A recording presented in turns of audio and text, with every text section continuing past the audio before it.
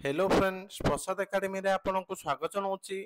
देखंतु आपण मान पई आगो को ओडिशा स्टाफ सिलेक्शन कमिशन तरफ सीजीएलई 2025 रो रिक्रुटमेंट आसिया पई जाउची। तो सेई जो सीजीएलई 2025 रो रिक्रुटमेंट आसीबो तो एई डिपार्टमेंट रो आपण मान जो स्क्रीन रे देखुछंती office of the register of cooperative society Odisha Bhubaneswar. तो एई डिपार्टमेंट रो किछि पदवी सीजीएलई 2025 रे एड हेकी आसीबो। तो कोन रहिछि से पदवी चलंतु डिटेल ले देखिबा।